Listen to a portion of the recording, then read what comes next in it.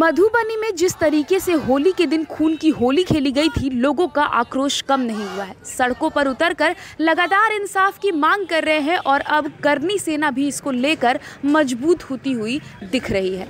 मधुबनी नरसंहार मामले में आक्रोशित राजपूत करनी सेना ने आज पटना में जदयू विधान पार्षद सह श्री राजपूत करनी सेना के संरक्षक रणविजय कुमार सिंह के सरकारी आवास से मधुबनी के लिए आक्रोश यात्रा निकाली है, जिसका नेतृत्व श्री राजपूत करनी सेना के संस्थापक लोकेंद्र सिंह कालवी कर रहे हैं। क्या नरसंहार की कोई लिमिट है, कोई संख्या है कि भाई 10 मर जाए तो नरसंहार और 5 अगर मर जाए?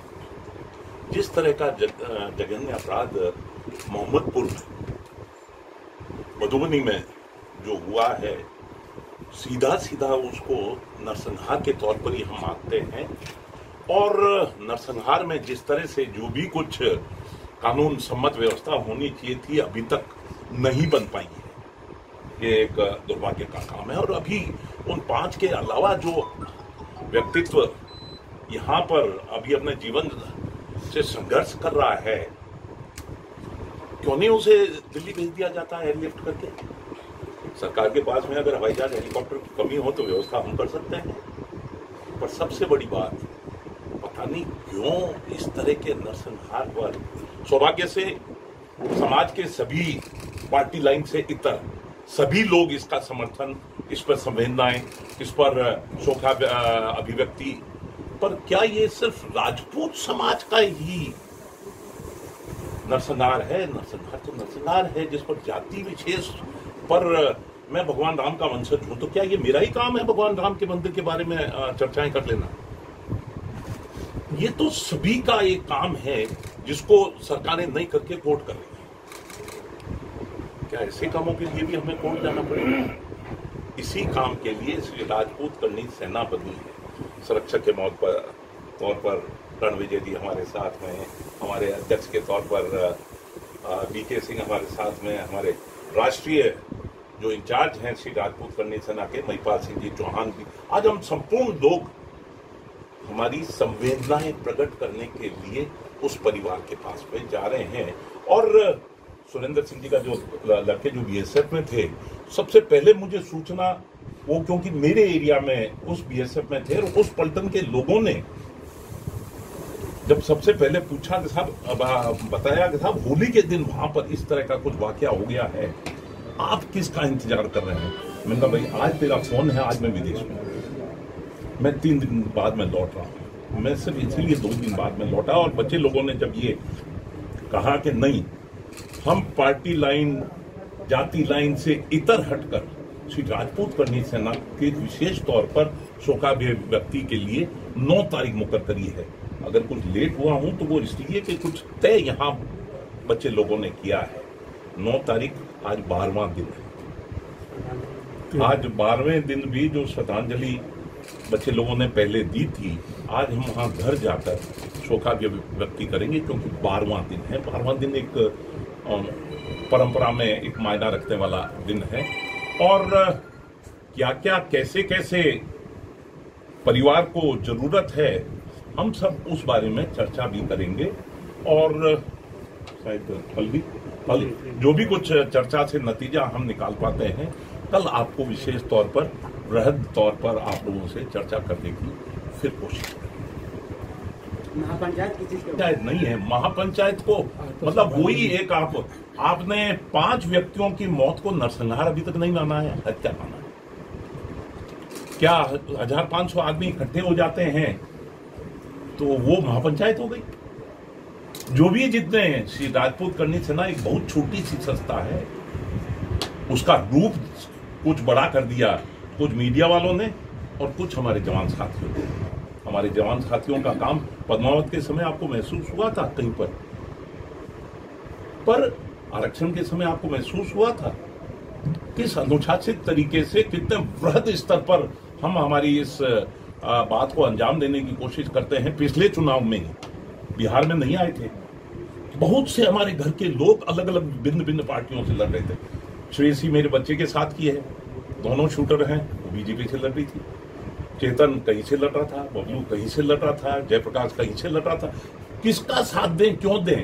पर जब हमारे अड़ जाती है तो वसुंधरा की खैर नहीं, मोदी से बैर नहीं, ये भी हमने करके दिखाया है, ये भी हम कर सकते हैं, ये भी हमने किया है। पर राजनीतिक तौर से बहुत परहेज रखते हुए, और सौभाग्य से मैं तो कह रहा हूं ना, आज सभी पार्टी लाइन से इतर हटकर सभी सोखाव्य व्यक्ति के लिए कोई महापंचायत नहीं है। ज्यादा संख्या, आप ये मीडिया वालों की महापंचायत है क्या? तो मीडिया वालों का आशीर्वाद है, बीके ने बुलाया है, आप लोग आए हैं, तो अब ये कि साहब ये 20 लोग क्यों आ गए, इस पर ही बहुतों को ऐतराज होगा, बहुतों का ऐतराज होगा कि साहब वो करणी सेना की उसमें, हमारे यहाँ तो कोई नहीं आता है। मैंने भाई ये तो अखबार वालों से पूछो, इसमें मेरी क्या गलती है? शायद हमारी बात सही है, जिसको सुनने के लिए शायद आप लोगों का आशीर्वाद प्राप्त होता है। आप इसे आपके शब्द पूरे होने से पहले, क्या जातीय उन्माद है ये? क्या एक परिवार में 5 लोगों का नरसंहार हो जाए, उस पर हम हमारी तरफ से एक शोकादेय व्यक्ति श्रद्धांजलि भी हम न दे पाए? अब अगर आपकी बात नहीं है जी, इस घटना को आप किस दृष्टि से देखते हैं? देखिए, जो कुछ भी हुआ बहुत दुखद है, अमानवीय है। बिल्कुल।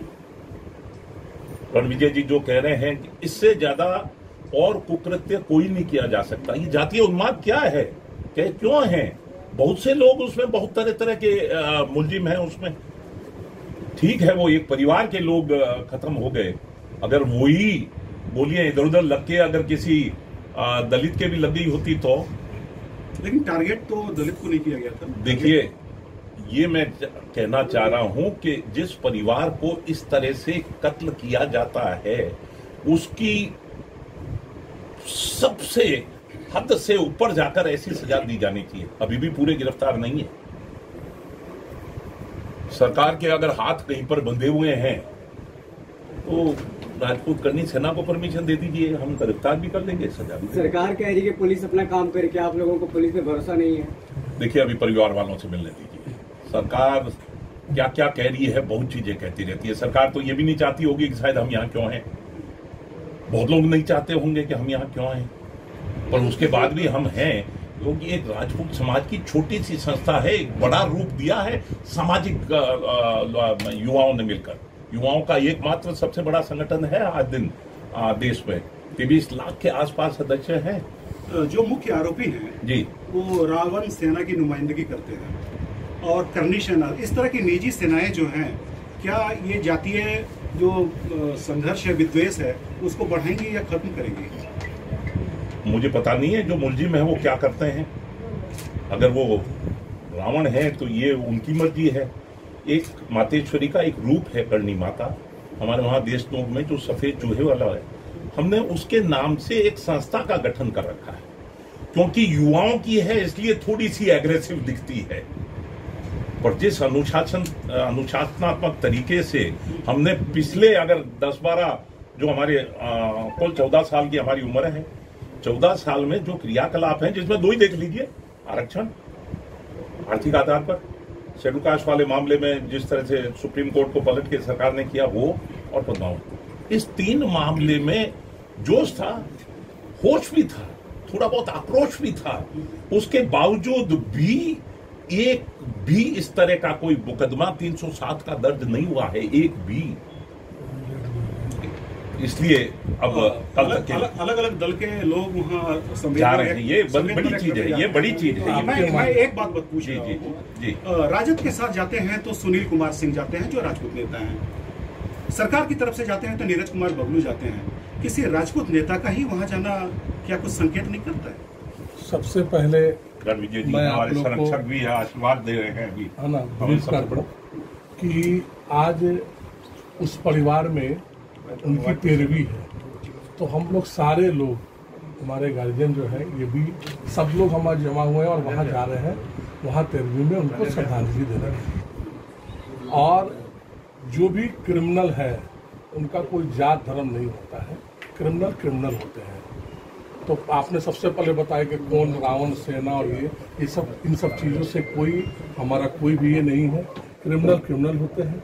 और मैं आपके माध्यम से माननीय मुख्यमंत्री जी को विकास पुलिस जी को धन्यवाद देना चाहता हूं कि उनके द्वारा लगातार डीजीपी से बात करना, प्रेशर देते हुए कुछ आरोपी अरेस्ट हो गए हैं और जो मुख्य आरोपी है वो भी अरेस्ट हो गए हैं। ये बहुत ही अब और माननीय मुख्यमंत्री जी ने कहा भी है कि स्पीडी ट्रायल करके, तो आज हम लोग उनके आवास पे जा रहे हैं। उनके परिवार के द्वारा जो भी और जो उनके द्वारा जो कष्ट बताया जाएगा उसको हम लोग कोशिश करेंगे कि उनकी बातों को मुख्यमंत्री जी तक पहुंचाने का और उनकी समस्याओं को सॉल्व मतलब जल्द से जल्द पूर्ण हो जाए। जो लोग उनके एक जो गोली से लगे हुए जो हॉस्पिटल में एडमिट है उनके लिए अच्छा प्रबंध हो जाए। बाकी विशेष जो है वो कल आने के बाद जो है आप लोग माध्यम से परिवार एक सवाल लास्ट, आप जदयू से हैं, नीतीश जी पहले इस घटना को बताया कि ये पुलिस का मामला है, पुलिस देखेगी, हम इसमें कुछ नहीं जानते हैं, इसके लिए शासन जिम्मेवार नहीं है।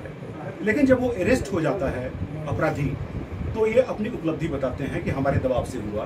कहा यह जाता है कि अगर तेजस्वी यादव वहां नहीं जाते तो इतना प्रेशर नहीं बनता और ये गिरफ्तारी नहीं होती। आपका क्या कहना है? देखिए, इसको तो ऐसे भी गोल करा जा सकता है कि अगर हमारा यहाँ अनाउंस नहीं होता तो नहीं होते। देखिए, तो ये सीधी सी बात है भाई, यहाँ के मुखिया है, यहाँ के मुख्यमंत्री है, तो जो भी एक्टिविटी होती है वो उनके द्वारा ही होती है ना। तो उनका प्रेशर था, वो लगातार बातचीत कर रहे थे, इस कार्य के लिए वो लगातार लगे हुए थे और उसी का नतीजा है कि जितने लोग वहां पर अरेस्ट हो गए।